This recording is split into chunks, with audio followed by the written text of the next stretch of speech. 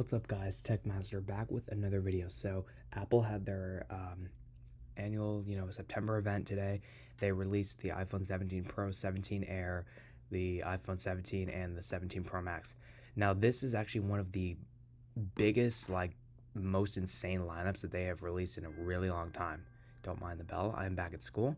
We have the iPhone 17 Pro, we have the iPhone Air. It's technically the 17 Air. It doesn't, it looks kind of weird because it's got like one camera. We have the 17, which is also really good, and the 17 Pro.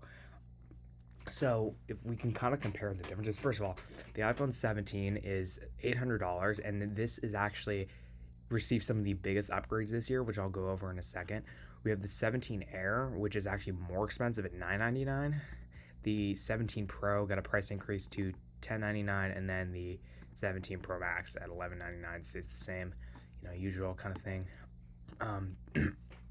So what's new this year is all of them kind of have the same sort of displays. The Air has a 6.5 inch screen. The 17 and 17 Air, or iPhone Air, sorry, the Pro has a 6.3 inch screen, and the 17 has a 6.3 inch screen as well. And what's actually really good is the iPhone 17 is $800, but it comes with 256 gigs by default, which is really good. It also comes in these really nice colors. This mist blue looks really nice, along with the lavender, purple, and stuff. And the display is actually so much better this year. We get ProMotion, and we get an always on, and it's also bigger, thinner borders. The iPhone 16 and previous models used to have 60 hertz, and this is actually such a good upgrade because so many other like $200 to $300 Samsung phones have 90 hertz. So this is actually great that they finally got rid of 60 hertz, because let's be real, it's kind of outdated. And yeah, almost very similar in that sense. The iPhone Air has a titanium frame with an action button. The iPhone 17 has aluminum, and same with the 17 Pro. I'm not sure why it doesn't have titanium this year, but it's weird. Anyway, the iPhone Air gets the A19 Pro chip. It does get a 5-core GPU instead of a 6-core on the 17 Pro. Honestly, probably not a big deal for most people because, you're not really going to be noticing those little differences.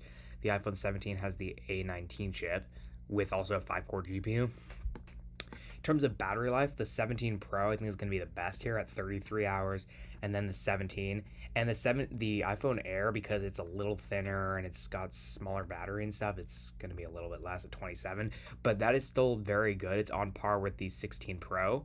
So the 16 Pro, which I just personally upgraded to, sorry, that's the Pro Max.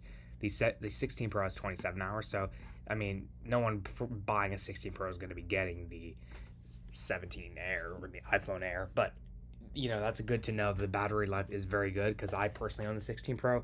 It lasts me a whole day without any issues. So in terms of battery life, it's still going to be good. And all these new phones get an 18 megapixel center stage front camera. I'm not sure why they did that, but anyway, sort of a weird, thing. Now, in terms of the cameras, the iPhone Air actually has like the worst camera because it's got one. It does have 48 megapixel fusion and all that kind of thing, and a lot of good stuff from last year, but it's actually going to be quite on par with like the 16e, very similar. So that's just something to keep in mind. The iPhone 17 actually has a better camera. It's got dual cameras. It's got the same, sensors and stuff, but the iPhone Air does not have macro photography, which kind of sucks for some people that take that, because macro is pretty nice. Tons of like $1,300 lenses are really nice, but those are expensive. So if you just want a phone to do that, then it's better. And the iPhone Air does not have the 0.5x or the higher zoom.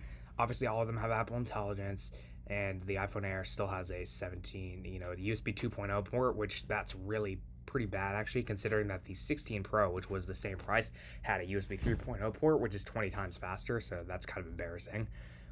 And then they all have MagSafe.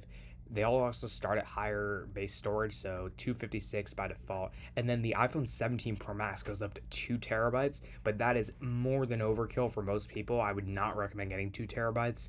That is practically, no one's going to use that. And then that goes up to a whopping $2,000, which is insane. Like, who the hell wants to spend $2,000 on a phone? Either way, 1 terabyte is more than enough. The display is going to be, same. They're all going to have basically identical displays this year. Same from last year, except the regular 17 now gets the same, ProMotion display and all that sort of stuff. The chip, as I said, they're going to be practically identical. Video recording. The Pros get higher 4K 120 frames per second video recording, which is nice for smoother frame rate. With that said, I have the 16 Pro, and these files are massive. Like an 8-second video, 4K 120 is like 100 something megabytes. So if you have a low storage phone, especially if you don't have a lot of space used up, don't record in that. You will use up all your data. We have ProRes RAW on the Pro phones. We also have Apple Log 2 recording. I'm not sure what that means. I think it's just the ProRes Log, second version. Either way, nothing too crazy in this. It's going to be practically identical. So honestly, what are my thoughts? I do think I didn't really go over the colors. I don't know why. The 17 Pro has these like newish colors. I don't know. It looks kind of weird, but either way, that's kind of space black looks nice.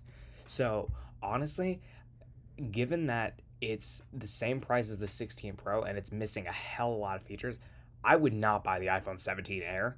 I'm just going to be completely honest. This phone is way overpriced for what it offers.